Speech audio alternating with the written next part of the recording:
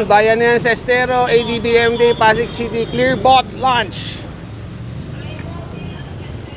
Ito po yung robot na nag-clear, nag-ano ng mga basura sa mga estero.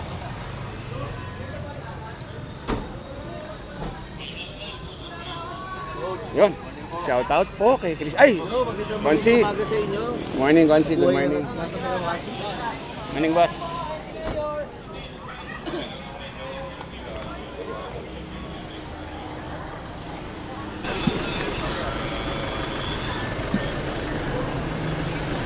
Yan, dumating na po ang ating konsehal, Konsehal Kiko Rustia, sa Bayanihan sa Estero.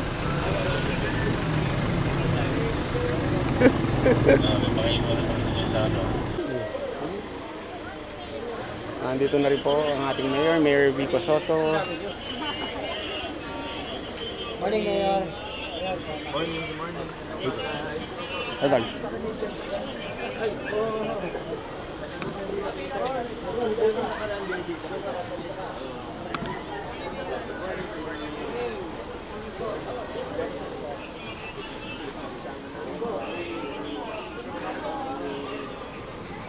Joint project po ito, Bayanihan sa Estero.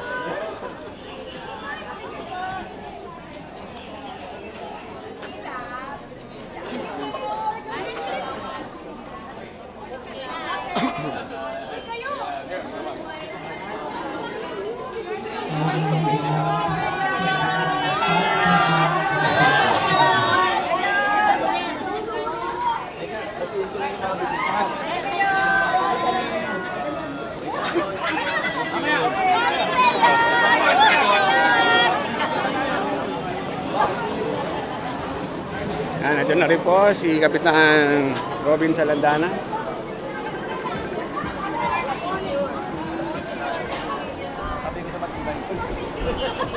Okay po, mabati lang po tayo sa masita. Masita lang po.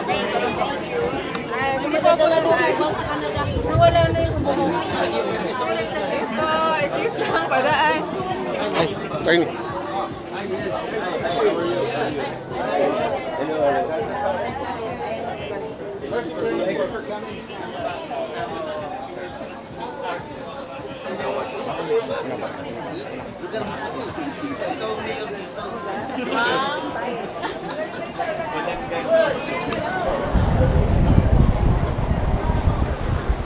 Morning.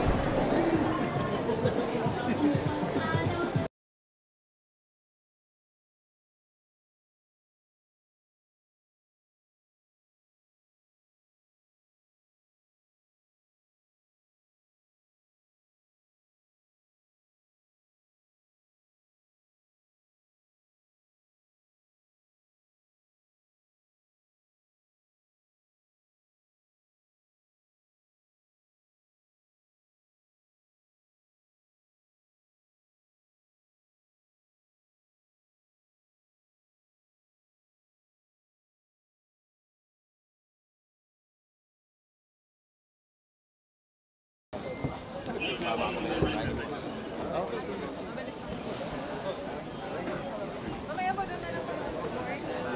Dito lang. Baba na.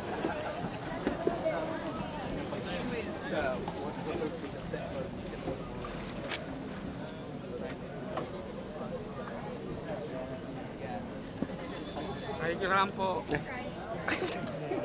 Shout out Kuya Mario. Lagi lang present sa vlog ko si Kuya Mario.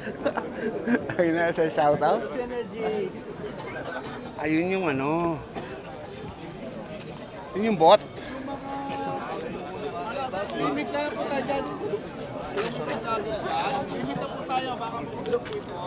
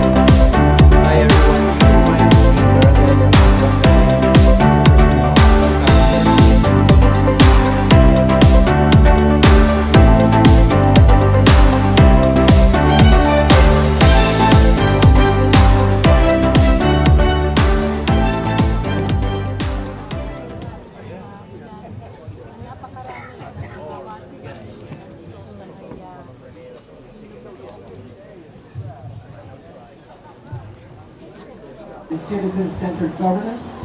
Since being elected as the youngest mayor in Pasig's history, he has championed good governance, anti-corruption reforms, and environmental sustainability. May we all please welcome Pasig City Mayor Pico Soto. Umaga po sa ating lahat. Good morning everyone. To our friends from the ADB led by Mr. Jeffries. Good morning sir. It's nice to have you here and to have your whole team here as well. Of course to our good friend, the chairman of the MMDA, Don Artes. Sir, maraming salamat din po. At sa lahat ng mga kasama ko sa lokal na pamahalaan, hanggang sa barangay Pinagbuhatan. Muli po, magandang umaga. Good morning everyone. This is a good step forward. It's good to see the Clear Vote in person, live in action. This morning, we've been talking about this, we've been planning for this, and now we see how the irrigation will be used to help clean up our rivers. So of course, we shouldn't forget the main source of the problem. We should continue to fight for cleaner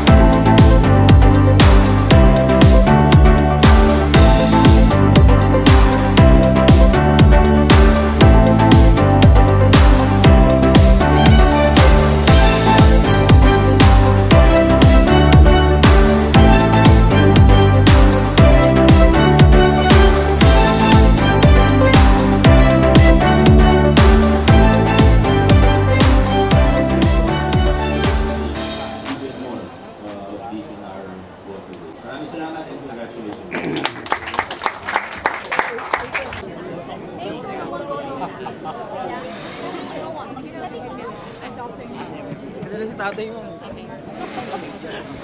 Gagawa paraan eh. Yeah, switch. Switch po ako bababa. Dito baba.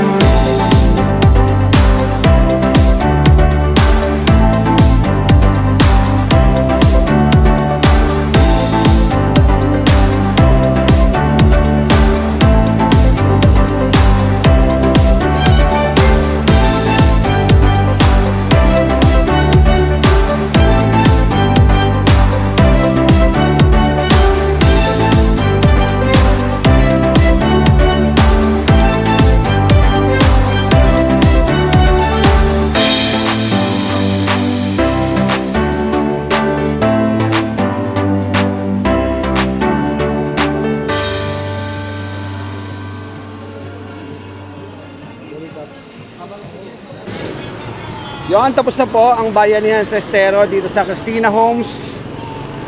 Barangay Pinagbuhatan, Pasig City. Ito po ay in cooperation with partnership with ADB, MMDA at saka ang Pasig City Local Government. Ito po yung Clear Bot Launch. Yan po yan, yan. Siya po yung nagko-collect or kumukuha ng mga water lily sa ating mga waterways, katulad yan sa Bully Creek. Kinukuha niya po yung mga water lily at saka alam ko ginagrind niya eh. Parang nakita ko nila ginagrind niya. Binuhuli niya sa ibaba tapos ginagrind niya. Okay. Hanggang dito lang po muna tayo. Maraming salamat po sa pagnood. Ito po si Coach Arvin na Coach ATV. Bumabati sa inyo magandang araw. God bless you all.